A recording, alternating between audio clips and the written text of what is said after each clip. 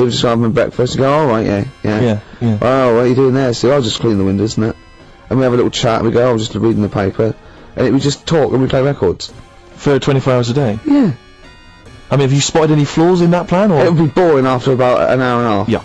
Is that it? Yeah. Oh, okay. I mean, this is boring now. No, we've only done 20 minutes. No, but it's just we were talking about Carl having a thought, remember? Yes. And then I had that thought when I went out to get some orange juice, and I had that thought. So maybe this show can be about let's have thoughts. Okay. So we have thoughts? Yeah. Okay, or they could, if we haven't got any, they could phone in with some. Okay, or email a thought maybe if you've got a thought. Email that in. Just thought we could talk about Gervais@xfm.co.uk. It could be a thought about anything. Can we not make those thoughts racist or homophobic though, please? Yeah. Or not downers. No, nothing that's going to bring us down, you know? Yeah. Upbeat stuff. Yeah. Go on, Carl. Do you know when you said 24 hours then? Yeah. Do you know how much it takes to run one of the escalators on the underground for 20 hours a day? How much it costs a year to do that? To run it how long? 20 hours a day? Yeah, that's what it runs. Is this another of your facts? These are always substantiated by an independent source, aren't they? They're not just something you overheard on a bus. Am I just to check?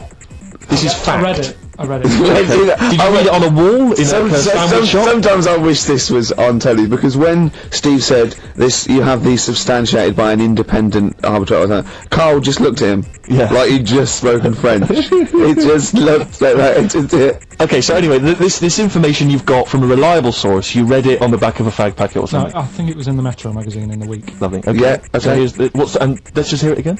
How much does it cost? Yeah, there's loads of escalators on the underground. Yes. And they run for 20 hours a day. Yes.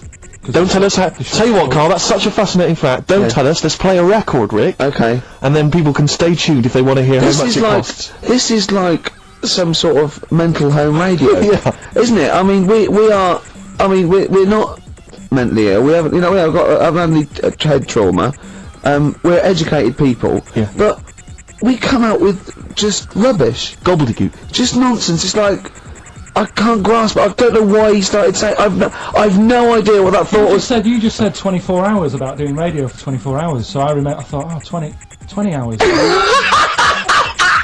Oh God! So we're now examining the thought processes that we all have. Oh before no! We get to, let's just hear a song. Okay, right. It's 1:30, and that film sounds good. Ooh, that film sounds good. Feature. This is where I choose a song from a film that. Oh, that film sounds good. See, this is a film that me and Steve both love, and he saw it first and got me onto it and said I love it, and I did. It was Rushmore. It was a great film, and from it features one of my favourite artists of all time, The Wind by Cat Stevens, and this is off the first album I ever bought from Teaser and the Firecat. This is The Wind from Rushmore. That film sounds good. Feature.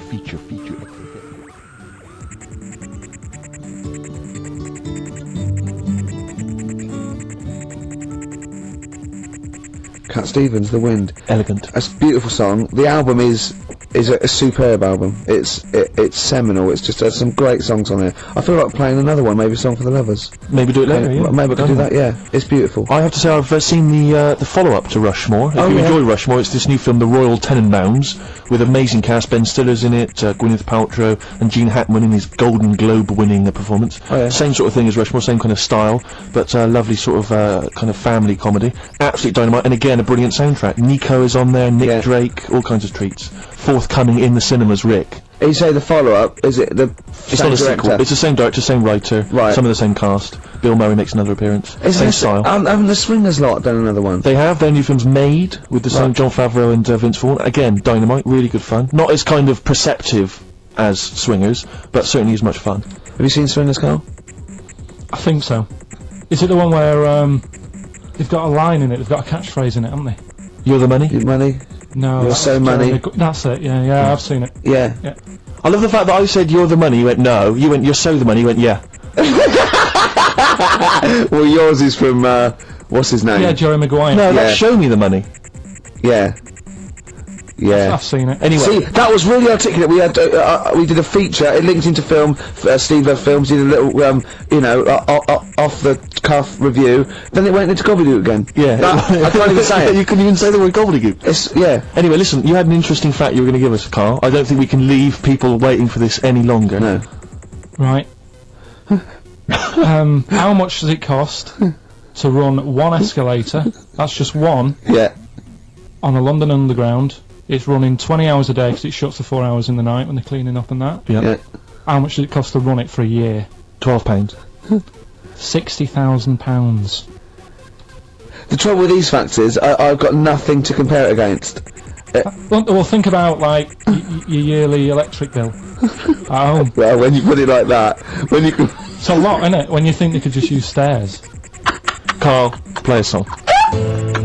Politics on XFM 104.9. Please, people, just use the stairs.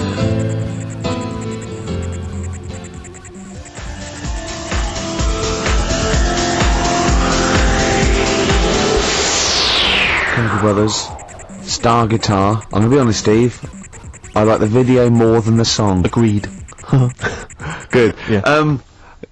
I just wish we could maybe tape the bits we're not on air, just because that's when Carl comes into his own. Yeah.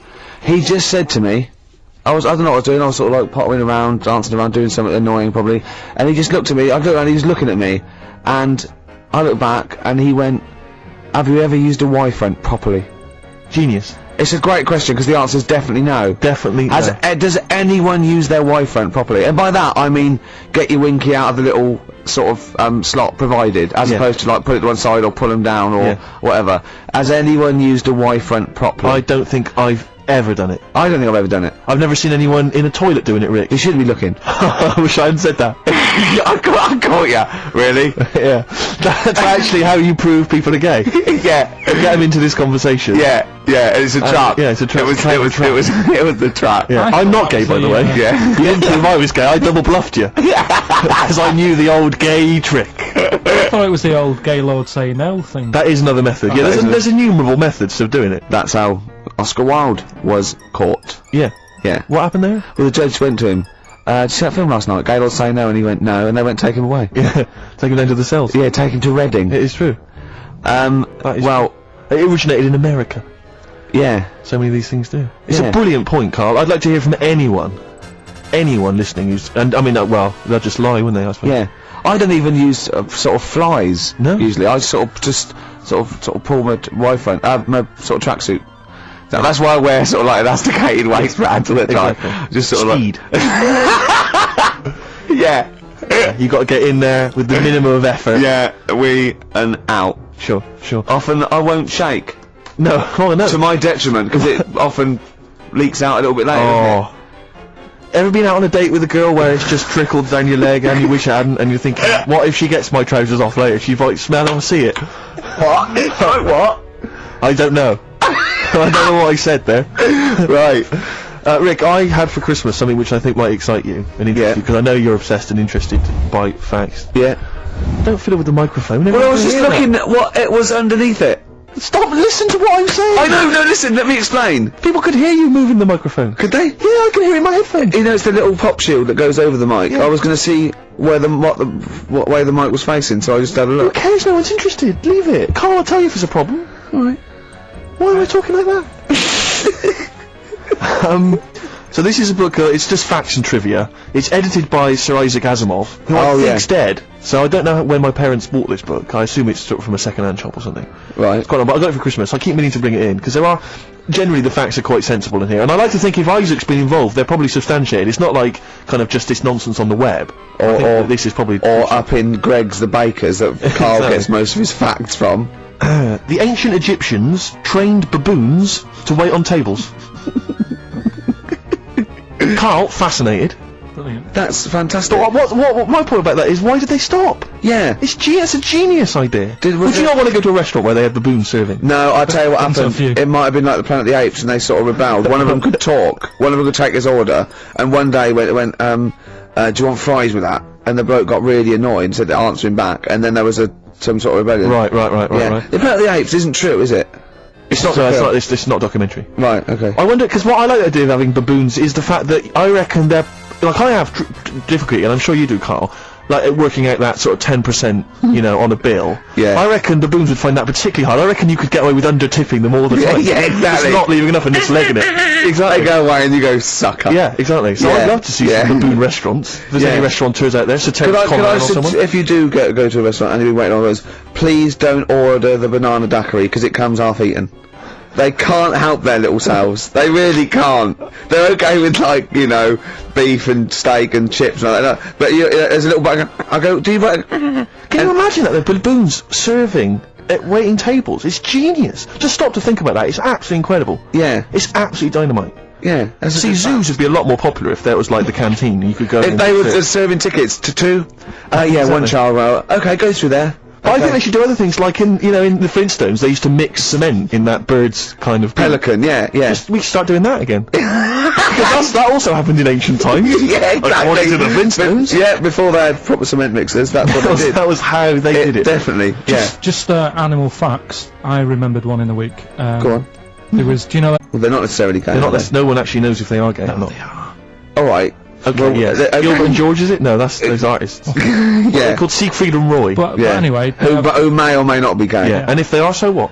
And if they are, so what? But if they're not, and they don't. I just said that so you knew I was talking about. Sure. Okay, the two gay ones. Those Yeah, are go the on. Two possibly gay guys. Yeah, let's not worry about libel law anymore. Then, or yeah, If you go on. shave a tiger's head, Whoa. Right, okay. You've got to treat that sentence with a lot more reverence than you did. Think what you're saying. If you shave a tiger's head. not just its head, its whole body. Oh, sorry. Sorry, yeah. So I thought you were getting weird. Go on. Then, yeah, if you shave a tiger, yeah, go on. It's still stripy underneath. The skin's. Is it like rock? It goes all the way through. Yeah. That's amazing. Where did you hear that one? I remembered that. Like, I was Was watching. that a drunk just shouting it in the street? I shaved a tiger and it's still stripy. Get out of here. Yeah. I must make a note of that, thinks Carl. Yeah, that's an interesting fact. Well, you know a polar bear? Polar bear's skin is actually black, and its fur is transparent, not white, and it gives the illusion. So it gets all the radiation possible from the sun, but it's still camouflaged. I didn't understand that, Rick. Sorry, you lost me. If its skin's black, a polar bear's skin is black, and its fur is translucent, and its fur is translucent. So why is it white when we? Well, it's just because the light hits it and the sun reflects off. Yeah, and it makes it look white. Yeah, so if you look at each individual hair, it's actually translucent. So at night it would be black. Well, everything is. Is it? Yeah. Oh, not bright stuff, Rick. You've embarrassed yourself. Play a record.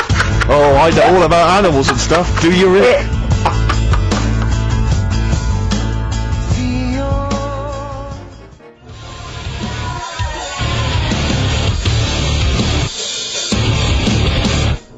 P-O-D.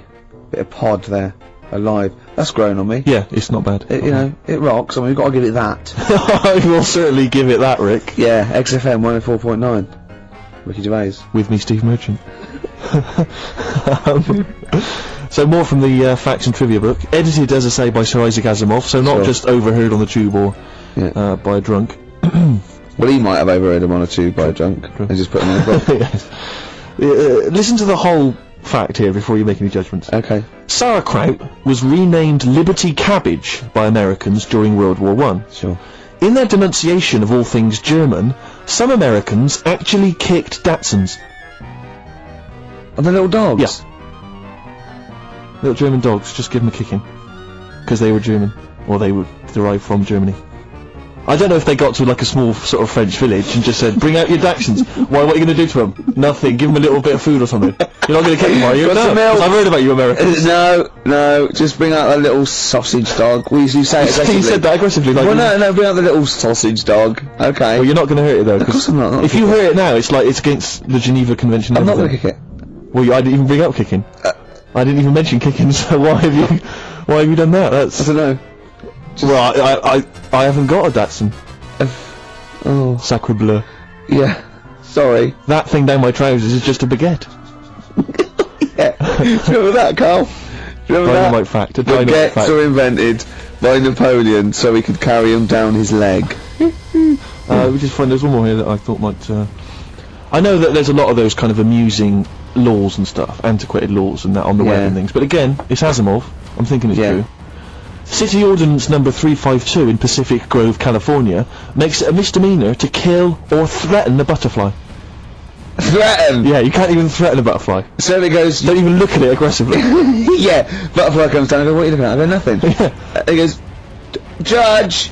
What? Yeah. Bloke looking at me with a net. I wasn't doing anything, was I? No, I'm fishing. But see, the thing about that is, a lot of the kind of, sort of the wilder butterflies from the wrong side of the tracks, they're just going to take advantage of it. They're going to cruise around, they're going to be playing loud music, abusing old people. They're untouchable. And they're going to go, have you got a problem with that? Exactly, you go, and no. you're going to go, No, it's fine, go about your business. no, Butterflies there, Rick, in California, running amok. yeah, Should repeat it. yeah. No then, there's another one that I think you'll be a fan of. Oh, it might take me a while to find it, maybe we should play a track. Oh wow, that takes us nicely. That's a lovely link. That thing about you said about playing a track. Keep going. This is Song for the Lovers, and I've chosen a great track here, by Lloyd Cole, oft forgotten, but a great singer-songwriter, and this is one of his best songs, I think. In fact, I think Sandy Shaw covered it in the mid-80s when she had a little bit of that resurgence. It's Are You Ready to Be Heartbroken? And it's Song for the Lovers, lovely tune. Enjoy.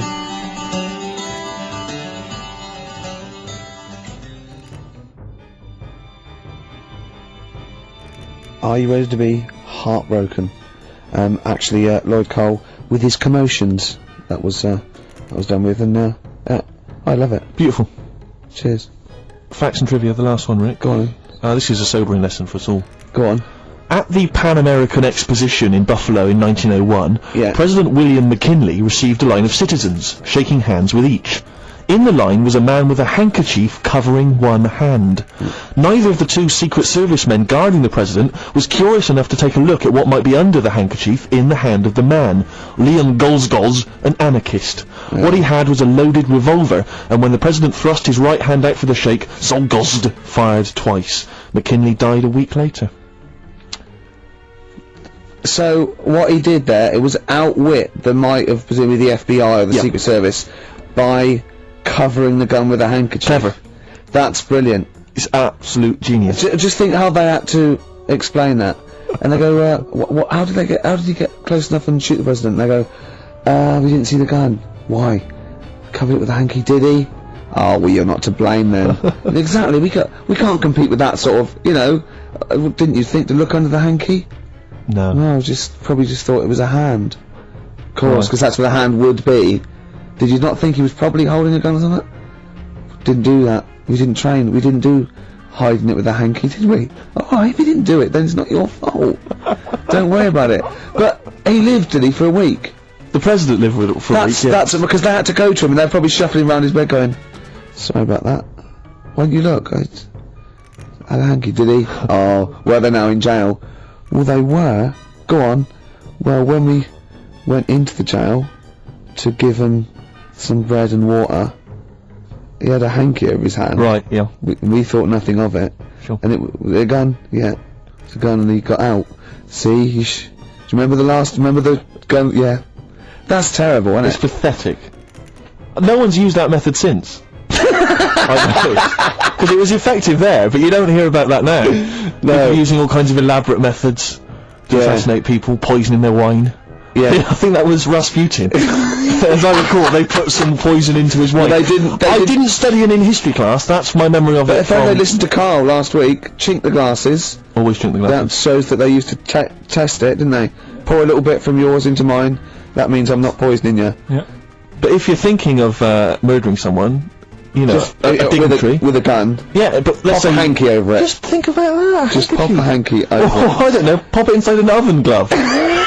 And just wear that as you go to it with their hands. Or sooty. Or one of those big gladiator-style pointing foam hands that used to have on gladiators. Yeah. That was genius. Yeah. I'm just using this because I love the president. No gun in there, is there? No. Just a big finger. Check if you want. Yeah. Well, no, we won't then if you said check. Right? That's have I ever told you my method, Carl, my genius method of assassinating someone? This is brilliant. This is the ultimate crime. Oh, Is this the Ice Cube one?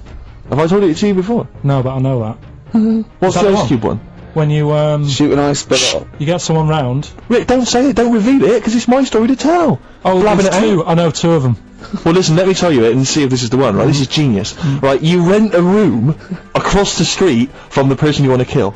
right? And then when their window's open one day, right, what you've done is you've made an arrow from ice. Okay, and then what you do is you train like to become a brilliant marksman with a bow and arrow. It's an old one. It is brilliant, but this is why it's classic. And then you shoot them with the arrow, it goes across the street into their heart, kills them instantly, but what's brilliant is, the arrow, the murder weapon, it then melts, dries out, there's no murder weapon. And then you can take apart the bow. Another one, Steve, is to stab them then